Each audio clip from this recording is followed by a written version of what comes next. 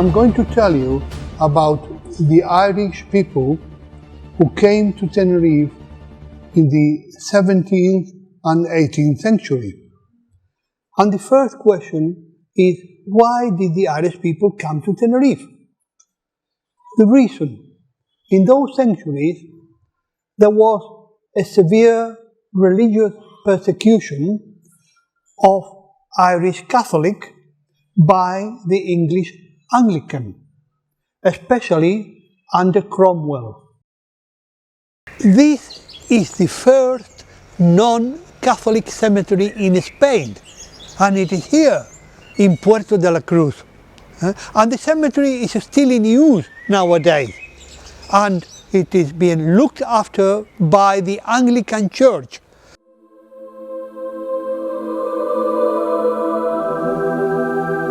This is a very old church. It is the oldest Anglican church in Spain. It was started in the late 19th century. There was a very large, or quite a large English community here in Puerto. Long before mass travel came, there were British people living here, and services used to take place at the house of the Vice-Consul. And obviously, as the community grew, it was decided they needed to build a church, dedicated in 1893. In this northern coast, there were two ports, Port Garachico and Port Orotava. Unfortunately, the port of Garachico was destroyed by a volcanic eruption in 1706. So this port became the main one. In 1651, King Philip IV of Spain, declared that Port Orotava was very important for the island. In fact, he said this port was the key to Tenerife, and he allowed Port Orotava to have its own mayor. Why was this port so important? Because from here we could export local products, mainly Canarian wine. And Canarian wine was very appreciated in Europe, especially in England. Millions of liters of Canarian wine was sent over to England.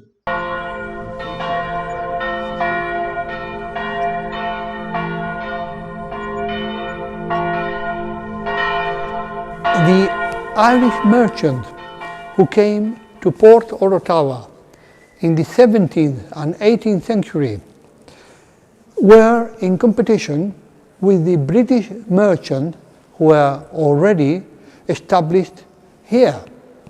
But the Irish had an advantage. First, they were Catholic, so they were better accepted by the Spanish society. And also, they changed their names into more Spanish names. Bernard Walsh became Bernardo Valois, how John McColgan became Juan Collogan, a merchant called White became Blanco, a merchant called Brug became Arroyo, which is the Spanish translation. And also the Irish gave many donations to the Catholic Church, to this church, Iglesia Nuestra Señora de la Peña de Francia. It's an Irish chapel. You can see up there the name Valois, and on top you can see the emblem, the coat of arms of Ireland with the harp. Puerto de la Orotava in the 20th century gradually became the busiest port on the island. The Europeans started coming mainly for health reasons, soon it turning into a health resort, above all for people with lungs problems, especially tuberculosis, At the beginning they stayed in private houses, but soon small hotels were started up. And one of the first to arrive was this gentleman here. His name was Bernard Walsh. He came in the 17th century. Bernard Walsh has a daughter, and this daughter married another Irish immigrant. This immigrant was called John McColgan. This house was then known as Casa Colgan. And this man was one of the first ones. He was a very important man in the 19th century to think about building a hotel. Was also a mayor of the town. One of the things that he did was convert his business house, this house, into a hotel. And when he died, he was a marquess. His widow went on with the business of the hotel. That's why the hotel is nowadays called Hotel Marquesa.